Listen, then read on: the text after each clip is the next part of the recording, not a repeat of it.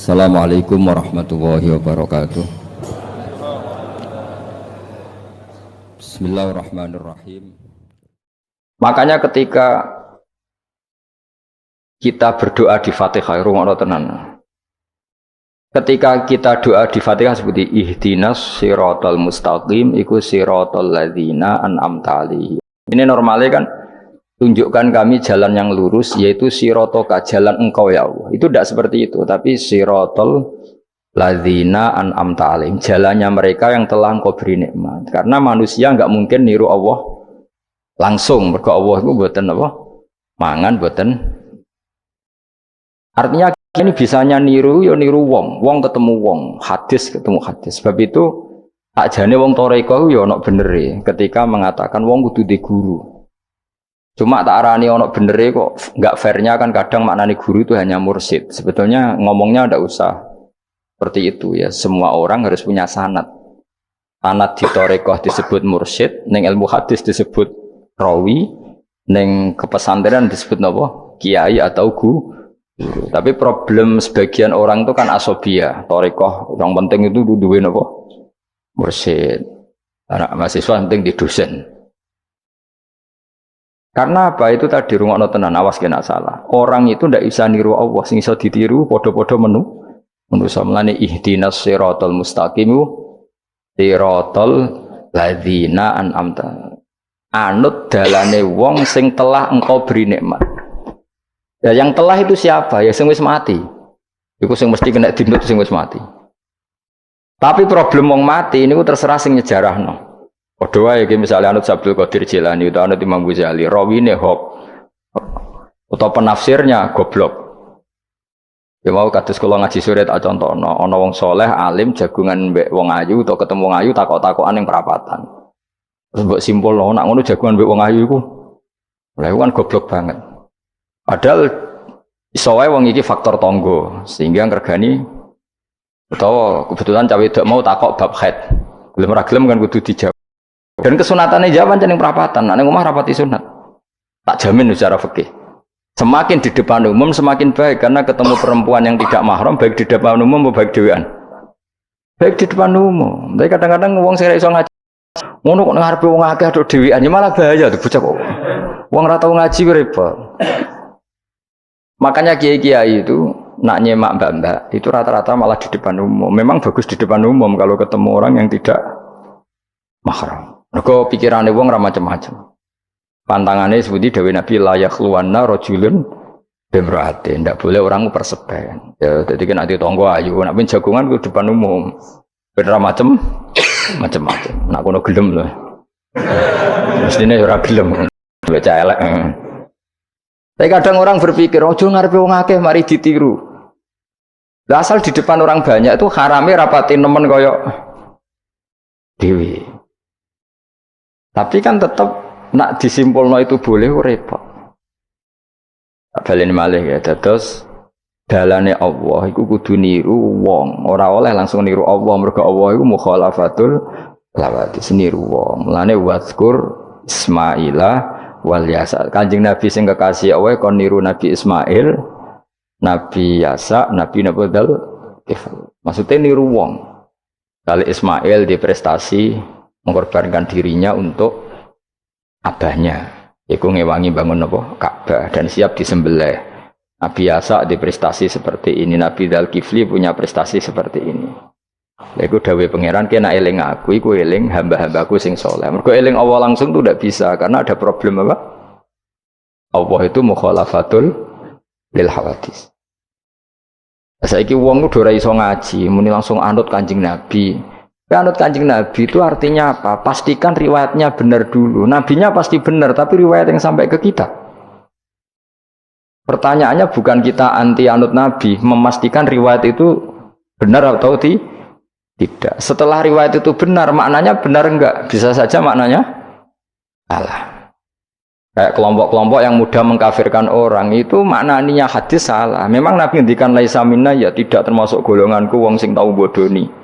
Tapi maksudnya Nabi dalam konteks itu tidak termasuk golonganku. Bukan berarti dia sama sekali tidak termasuk umatnya Kanjeng Nabi. Karena dalam banyak hadis Nabi ngendikan syafaati li ahlil kabair min ummati, umatku sing tahu dosa lah berhak mendapat syafaatku. Andai kan orang yang pernah bodoni langsung enggak umatnya Nabi, berarti menjadi kafir. Antul dari hadis laisa minna, ora termasuk golonganku wong sing nate bodoni man ghasyana. Banyak kalau nuruti itu banyak, tidak termasuk golonganku sing bodoni, termasuk golonganku yang itu kan banyak yang dicap Nabi enggak. Riwayatnya benar tapi pemaknanya salah. Makanya ada pepatah masyhur itu kalau dalam tradisi ulama itu, laula murabbi lama arafna rabbi walau lal ulama lama arafnal iya, laula murabbi umpama ora ana sing didik aku lama arafna rabbi, kita ndak akan ngerti Tuhan ingsun. Ya, jadi misalnya kue urip ning alas, gak ana guru, gak ana apa, rom yo wit iki pahit, wit iki manis. Nah, banyu iku nyegerno kan ngono-ngono tok. Kowe roh pangeran kok ndi saja. Usah belajar filsafat sendiri. Paling rom kidang mbok bedak, roh celeng mbok bedak. Jenenge ra ono siapa-siapa. Mulane laula murabbi lama arafna rabbi. Jadi kita tahu Allah barokah para murabbi, wong sing didik. Jika hubungan kita dengan Allah itu ya nurut sing didik. Ya jenenge laula murabbi lama arafna rabbi. Terus nomor loro walau lal ulama lama arafnal anbiya. Andai kan tidak ada ulama, kita juga gak ngerti Nabi. Kowe kok sithik-sithik sunah Rasul hadis sing nerangno sapa? Kalau kowe ngerti Nabi ku nak sujud. Iku ngene, kowe jare sapa? Iku sangka sallu kama raaitumuni sholli, sahabat nyekseni Nabi, tabiin ngerseni sujude sahabat, tabiin nyekseni sujude para tabiin, terus sampai kula ngerti sujude Mbah Mun niru Mbah Zubair, niru Mbah Karim Nirboyo, terus niru sampai Mbah Hasyim niru Mbah Mahfud niru sing aran Anatut Talibin Nabi Bakar Sato, beliau niru Utsman Ad-Dimyati, terus niru Sayyid Zaini Dahlan ya, terus saya Utsman Ad-Dimyati, terus sampai Kanjeng Nabi Muhammad sallallahu alaihi wasallam. Mulane walau lal isnad laqala man sa'a ma, seandainya tanpa sanad maka orang akan ngomong sekena. Karena itu agama. Sehingga Allah orang ngendikan ihdinas siratal mustaqim siratoka, tapi ngendikane siratal ladzina. Kita harus ngikuti orang. Orang itu siapa yang bisa diikuti? An'amta alaihim, yang telah engkau beri nikmat. Nah, jadi wong itu ora ngerti ngaji ngene iku. Soale anut Nabi. Karena kalau anut Nabi secara 100%, misalnya ke sisa niru nyun sewu, misalnya sisa niru hal tertentu. Wis kowe nak serampangan, saiki sampe nak bedheki. Kowe saiki misale wis sisa niru Nabi salat qobliyah. Wis qobliyah niru Nabi, cingkrange wis anut Nabi. Wis misale terus dia wis niru Nabi. Nanti kalau agama itu tidak ada riwayat. Nabi uripe ning Mekah Madinah, kenapa kamu tidak urip ning Mekah Madinah? Misalnya pertanyaannya seperti itu. Maka yang ini terus panjang. Nah, memperdebatkan seperti ini itu tidak ada dulu ulama. Mulai dulu nggak ada memperdebatkan seperti ini. Karena ulama lah yang tahu cara pandang usul fikih ini. Nabi ketika nempat di Madinah itu jenenge waqi'atu ainin, satu fakta. Sementara Nabi nak nasrul Islam itu misi. Ulang lagi ya, Nabi nempat di Madinah namanya waqi'atu ainin, satu fakta. Tapi Nabi nasrul Islam, menyebarkan Islam itu satu misi, satu himmah, satu cita-cita. Sehingga kalau ulama ditanya, kamu hidup di Madinah tapi nggak bisa menyebarkan Islam, dengan hidup di Uni Soviet dan menyebarkan Islam, milih mana?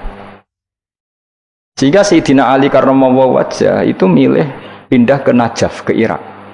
Karena beliau menganggap Madinah sudah cukup aman Islamnya, aman peradabannya. Beliau ingin menyebarkan Islam di bawah kemana? Kufah, yaitu tenggene Najaf.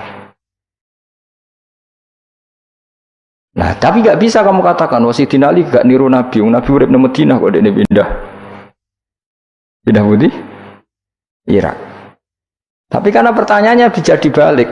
Nak tetap ning Madinah, orang Jawa nguyai segoro tahsilul hasil.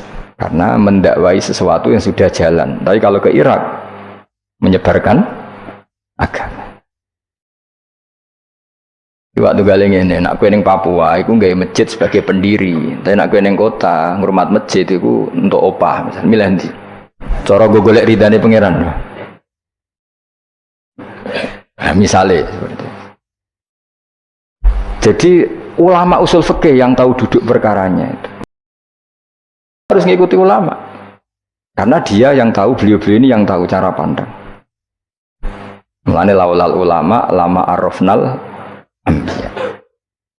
Dulu ketika era murni itu orang sedekah itu biasa, mesti diterima. Hadiah ya biasa mesti diterima. Tapi ketika era Umar bin Abdul Aziz, beliau jadi khalifah, dulu seperti itu namanya sedekah, sekarang suap. Semenjak itu ada aturan baru, kalau orang sedang jabat, kok dikasih hadiah orang berperkara itu nggak boleh, karena potensinya. Dulu nggak kebayang ada suap itu, karena orang kalau ngasih ya ikhlas, bahkan diterima itu sudah senengnya bukan. Nah, saya gak salam tempel sidik ngatur kiai. Mulai dolim. Terus jalukane ora aneh-aneh, ora sekedar ngundang pengajian, jaluk swarga. Amit-amit tenan. Justru iku mari ra swarga, wong salam tempel ngono kok jalukane apa? Swarga. Jadi saya ulang lagi ya, eling-eling makalah ulama, laula murabbi lama arafna rabbi. Ulama lama arafnal anbiya. Karena kita butuh sanad. Kalau kamu tanpa sanad, maka membayangkan Islam itu sesuai yang kamu bayangkan tadi. Jadi misalnya kita bayangkan Nabi itu figur yang begini-begini. Padahal kadang Nabi itu figur yang secara ilmu soleh itu malah kadang nggak iso nalar. Sing iso nalar itu ilmu yang riwayat. Misalnya gini, Nabi itu punya sisi unik. Kalau dahar itu di depan umum. Ya kadang sampai di luar di depan umum. Terus kalau memperlihatkan sebagai manusia itu ya diperlihatkan. Kenapa? Karena Nabi jadi Nabi itu setelah Nabi Isa. Nabi Isa karena begitu sempurna malah kecelakaan dianggap pangeran. Sehingga Nabi itu kalau dari di depan umum. Terus Nabi istrinya banyak. Karena untuk mempertegas bahwa Nabi itu tidak Tuhan. Karena ciri utama Tuhan itu tidak beristri, tidak beranak, tidak makan, tidak minum. Jadi kamu ini cara bahasa modern itu Nabi justru bikin kontra dengan Tuhan supaya kelihatan tidak sebagai Tuhan. Nak loro yo bangga, nak dahar yo bangga, nak ngombe yo bangga. Justru itu bagus, itu di ranah ilmu. Tapi nak di ranah rasa, kowe kan seneng di panutan sing terkenalir atau mangan, terkenalir atau ngombe. Kan kesannya kan luweh keren. Tapi secara ilmu itu tidak bagus karena nanti ada potensi kecelakaan dianggap Tuhan. Itu contoh-contoh kecil. Jadi itu ilmu. Lalu yang tahu itu ya tak ulang lagi ulama. Justru Nabi ketika sakit, ketika dipanah ya luka, ketika diantemi wong kafir ya berdarah-darah. Itu bagus. Orang nggak perlu memitoskan Nabi itu orang yang misalnya nak dipanah ra tedas, dibacok ora apa-apa. Iku gak Nabi pendekar jadi paham. Jadi tapi itu secara ilmu dan sahabat nggak pernah kecewa misalnya nyon sewu Nabi dipanah kok popo ya kecewa ya seneng aja. Karena mereka diajari Nabi aku itu gak pangeran. Tidak ini saya cerita. Jadi andai kan agama itu tidak berdasar sanad, tidak berdasar ilmu, maka orang akan menghayalkan agama dengan pikirannya sendiri. Itu kan seperti orang idolakan Gajah Mada, wah Gajah Mada terlalu sempurna sampai musno, jadi gak ada kuburane, baliknya neng langit, soalnya itu lah musno terus macam-macam. Nah bayangkan kalau agama disepertikan itu, betapa bahayanya. Makanya agama itu butuh apa? Sanad. Karena sanad ini yang menjaga konstitusi apa? Agama. Makanya lengi-lengin apa? Laulal ulama lama arafnal anbiya walau la murabbi lama arafna rabbi. Kita tidak pernah tahu Tuhan kecuali. Nah maka guru ini posisinya kuat sekali. Saking kuatnya posisi guru, ya guru yang seperti ini sampai ada pepatah tadi man ta'allama bila sayhin fasehu setan. Orang belajar tanpa guru berarti gurunya itu setan. Karena ekstrimnya tadi ekstrimnya guru. Ekstrim. Orang tanpa guru itu nah ada dominasi. Orang toreko hanya nganggap itu mursyid. Misalnya itu dosen misalnya, terus di tradisi ilmu itu guru. Sebetulnya itu tidak itu semua, yaitu bagian dari itu, tapi tidak itu semua. Yang penting itu ada sanad. Jika cara pandang itu tadi, Nabi di Medina itu waqi'atu ainin, satu fakta sosial. Meskipun dengan segala fadhailul Madinah, tetap itu satu fakta sosial. Bukannya Rasulullah terbanyak hidup di Kufah. Mulai Sayyid alim-alim di Kufah, setelah itu pindah ke Yaman. Apakah pindah ke Yaman itu berarti meninggalkan tempat gaya Rasulullah? Tidak seperti itu. Tapi ciri utama Nabi itu dakwah dan nasrul ilm. Dan yang butuh zaman itu Yaman ya ke Yaman, yang butuh itu ke Indonesia ya ke Indonesia. Nah, andai kan sunnah Rasul dimaknai secara sepihak, kudu urip ning Madinah. Berarti orang Islam sekali gak ning Madinah gak dianggap sunnah Rasul. Wah, kan terus panjang jadinya. Makanya terus ada ilmu, yaitu namanya usul fikih. Usul fikih itu yang ngatur itu semua, yang bisa menganalisis. Caranya gampang saja. Zaman Nabi Sugeng itu sudah nyuruh Sayyidina Ali ke Yaman, disuruh dakwah ke Yaman. Beberapa sahabat disuruh ke daerah-daerah terpencil. Artinya apa? Andai kan yang ditempati Nabi Madinah itu jadi sentral